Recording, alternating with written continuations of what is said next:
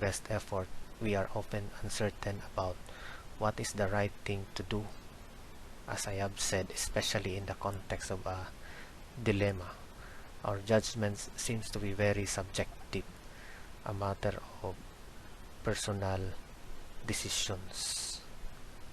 Okay, so there seems to be no decisive way to settle many moral disputes, in contrast with factual disputes. So the fact that I do not know for certain objectively in a given situation what is right, it implies that there is no objective standard. Therefore, morality is relative and subjective. So kay wala may kanang black and white nga kuan kanang sa lain-lain na mga kuan kining cases mao gyud ni ang tama. So because of that, wala man tay gitawag na tog moral certainty, then this ethical relativism is correct. So mo nang ilahang rason.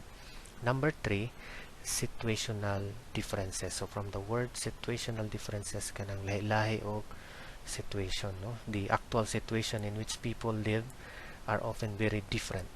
So it is implausible, it is impossible to believe that there could be one set of moral principles or rules that are universally true for all persons at all times. So in short, given the many differences in particular circumstances, what we call morality must be relative to the particular situation, and no objective or universal valid moral norms exist. Okay, lahi ta o sitwasyon. Now, number 4, reason for this ethical relativism is that toleration of differences. So this argument is that people from different cultures have different moral beliefs. One ought, no? Anong word nga ought niya? One ought to tolerate, for example, not be critical of these beliefs. No? One ought not to think that one view is better or more correct than another. So therefore, one should adopt ethical relativism, which entails that all moral beliefs are equally correct. So that's toleration of differences. Kinahanglan na to nga i-tolerate kay di man ta pare-parehas. And the last one is psychological argument. The psychological argument is that all of us, human beings, acquire our moral beliefs by a process of psychological conditioning. So if we have been conditioned differently from different families, we will have different moral beliefs, no? So kung unsa imong gitatak sa usa ka bata na mao ni ang tama, mao ni ang mali, diha maggikan ang iyahang pagdako nga unsay tama o unsay mali. So our moral beliefs are neither true nor false, right or wrong, for there is no such thing as objective truths in ethics. So moral truth is relative to one's own psychological upbringing, nothing more and nothing less. So kitang tanan man, whether consciously or unconsciously, is subjected in one way or the other some sort of psychic manipulation by our significant others. Okay? So mo ni ang rason, 5 ka rason nganong for na aning ethical or kailangan or musuport na mga musuport aning ethical relativism. Okay? It seems that you are almost believing in the arguments for ethical relativism, but here are the arguments against the aforementioned reason for ethical relativism. So as to the diversity of moral values argument, the answer for those who do not adhere ethical relativism is that the disagreement does not entail that the matter is wholly or entirely subjective, no matter how much disagreement there is. So kung naay disagreement, wala dayon na nagpasabot nga automatic mudritso dayon ta og being subjective. Okay? Now sa on number 2 argument about moral uncertainty. So here is their answer. Uncertainty, even not knowing, does not prove there is nothing to know. So ang pasabot diri nga kung naay usa ka sitwasyon nga naata sa dilemma, pwede nga mo follow ka sa imong conscience or you don't really because you don't really know, pero wala na nagpasabot nga walay answer, no?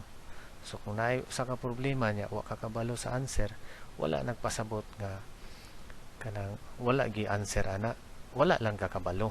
So mao nang dili ta makaingon nga that mo diretso dayon ta og kana subjective and relative. Okay, now as to the situational differences argument, so moral conflicts and situational differences do not lead to the conclusion that all norms are subjective and relative. For example, kanang moingon ka nga kani nga argument ma-confuse ta ani sa kanang gitawag nato being objective with katong absolute jud, kay kung pananglitan moingon ta nga sa one set of absolute moral rules that apply in all places at all times, no? So mao magid ni ang absolute nya dayon objective. Some moral claims are objective and universal, but particular moral rules may vary.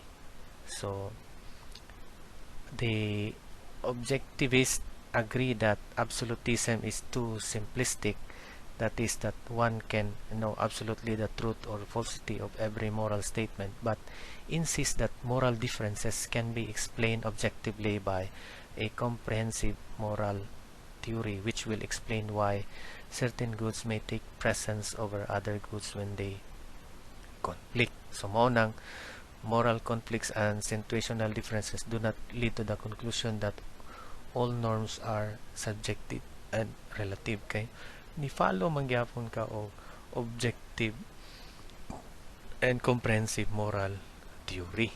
So dili gyapon na siya ingon nga subjective o relative.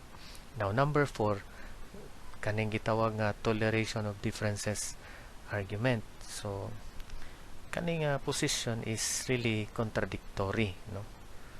So I might adopt tolerance as a moral value, but if relativism is correct, then tolerance is only one value among many, since no value is more correct than another.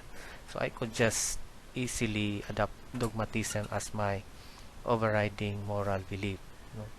So if relativism is true, why should I even bother to listen to another person's moral beliefs? So more nga there is some kind of contradictory, no? So much of contemporary relativism is not the result of a logical argument, but is a function of allegiance to a value tolerance. Okay, now the last one, the psychological argument. So in this argument, it is quite deceiving to believe that the matter of social conditioning is all that there is in the person's moral or ethical development. Even existentialists believe that we as human beings, we have the power of free will, of freedom. So kung nakondisyon ka sa imong pamilya, kung asa man ka, dili man na mawala ang imong exercise of freedom. You still have the freedom to choose what is right from what is wrong. So mao na nga dili sila mo accept ani nga theory. So there are mga authors who do not support ethical relativism. So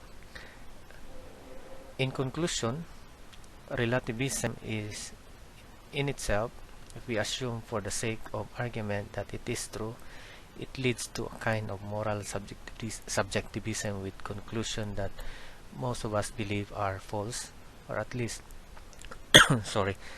at least counterintuitive. All that I have argued, that I have presented, is by far it's not that relative is necessarily false, only that the arguments sorry, typically advance to defend or justify that relativism are weak, especially if one values logic and giving reasons for holding a position. Okay, so that I hope that you're able to get the point of ethical relativism theory. So there are more theories that we are going to talk about. So that's it. Thank you for listening.